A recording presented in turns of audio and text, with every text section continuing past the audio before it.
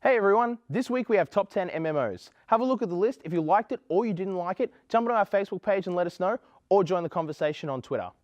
MMOs are something that can be really difficult to get into, and people aren't always sure which ones they want to play, whether it's right for them in terms of story or in terms of how many people play it. This list should clear everything up for you. At number 10 is Rift, a fantasy MMO developed by Trion Worlds. Rift changes the traditional tank, healer and DPS trinity by allowing classes to be customized to a high degree. For example, a DPS character can put points into armor, allowing them to be less of a glass cannon. At number 9 is EverQuest. The game has been running for 13 years with 20 expansions, and it's still producing new content. Since its original release in 1999, it has become a free-to-play game except for the expansions, which cost around $20 each.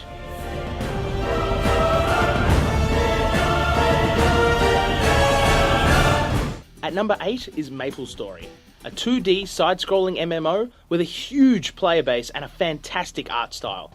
It's a bit grindy for my taste, however if you love anime then I highly recommend it.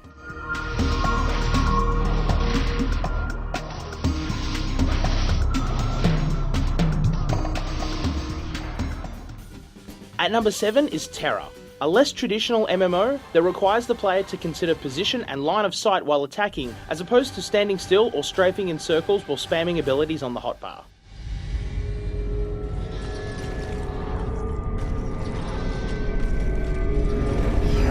Insignificant worm.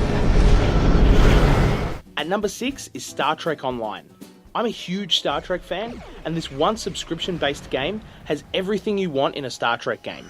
From space battles to exploring where no one has gone before, and even cameo appearances from cast members of the shows. However, the control scheme is poor, and controller support is completely broken. This game really is for hardcore trekkers. At number 5 is Star Wars: The Old Republic. BioWare, the makers of the Knights of the Old Republic series, have built an online game with a single-player experience at its core, with fully voiced cutscenes and dialogue trees that bring the game to life. The gameplay is simple and easy to use, however, the lack of endgame content means it has a limited playtime. At number 4 is Defiance. The game runs alongside the TV show of the same name and is set in a different part of the world. The game for the most part encourages players to play on their own and then come together for massive co-op events called Arc Falls, where upwards of 20 players take on a horde of aliens for huge amounts of XP and loot. At number 3 is RuneScape. This browser-based MMO was a staple game of players I knew growing up as a kid. Its vast skill tree and crafting system, along with an assortment of endgame content, keep players coming back for more.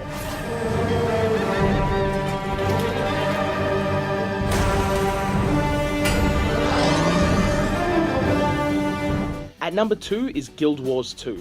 The game prides itself in its replayability and dynamic world, which comes from having multiple outcomes for quests and a game world that reacts to those choices and the choices of players around you. Its intense, fast-paced, strategy-focused PvP combat keeps players and spectators coming back for more. And the number 1 MMO is World of Warcraft. Yes, big surprise, World of Warcraft takes the number 1 spot.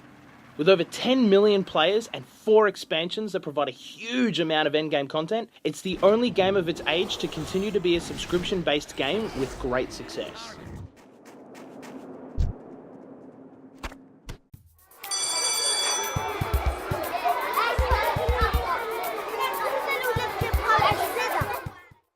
Hi, I'm Chris, and I'll be taking you on a guide through Sid Meier's Civilisation 5.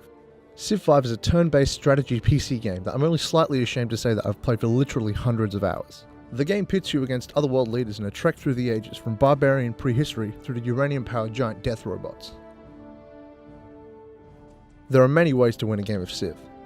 Your options are a scientific, domination, cultural and diplomatic victory, each requiring completely unique playstyles. The victory conditions can range from winning a space race to destroying every other civilization in the game, and it can make for some really interesting gameplay when 2 players are racing towards different kinds of victories. If you want to win the game, you'll need to be thinking about which victory you're aiming for as soon as you begin. Once you decide to start playing seriously, and if you want to win, you'll need to pick a path and stick to it. This essentially involves picking a specific resource that will lead to its accompanying victory. The resources you earn are food, to feed the people of your mighty empire, production, to build your mighty empire, technology, for making sure that the things you build are the most advanced, culture, which offers many unique effects that can be applied to most victories, and gold, for spending. I won't bore you with the details of how these work, as you'll quickly pick up on them, since they each have a meaningful impact on the game.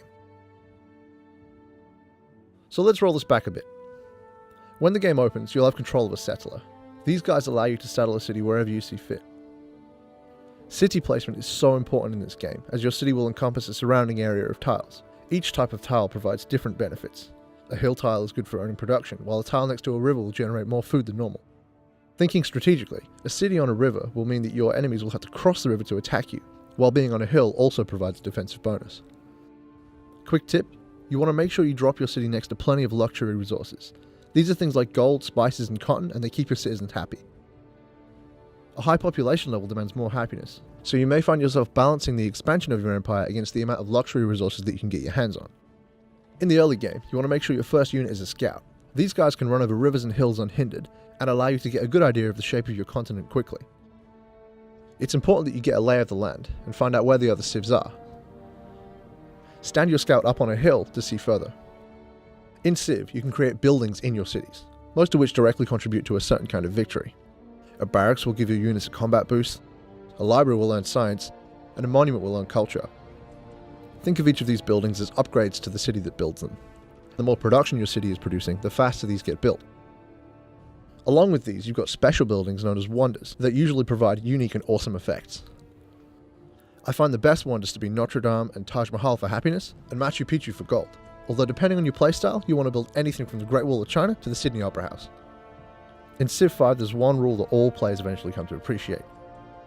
Gandhi is a treacherous backstabber and you should not believe his lies.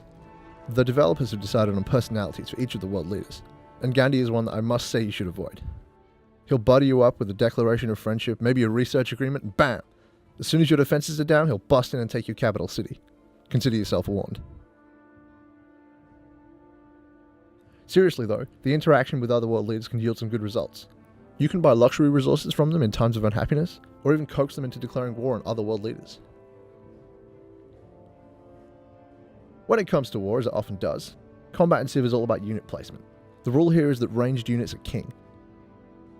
In the early game, ranged units are archers, but as the game progresses you'll be using such units as crossbowmen, cannons, and World War II artillery. Firing from a unit at range means that they don't hit back, and that's been the cornerstone of my playstyle for a long time. Some may call it cowardly, I call it effective. Here, you can see a great way to set up your units in formation, with melee units on the front line and ranged units protected in the back, peppering the enemy with damage while remaining safe from harm. As the game nears conclusion, it becomes a war of technology, generally favouring any player who's racing towards a scientific victory. I'd recommend always investing somewhat in the sciences, otherwise you may find your spearmen facing off against stealth bombers or some other equally unfair fight, and they won't last long. There's one more thing to consider towards the late game, and that's uranium. It's necessary for all the really powerful stuff. Things like nuclear submarines, nuclear power plants, and of course nuclear bombs. There's nothing quite like leveling your sworn enemy's capital city with a bang, but you better believe you'll be fighting over the uranium if you want to do so, as the stuff can be scarce. Thanks for watching. You can consider yourself ready to take on the world's leaders. One final tip, everything I've spoken about has been related to basic Civ 5. I'd recommend getting to grips with the base game before playing the expansions, as things can get a little complicated. Thanks for watching, and good luck.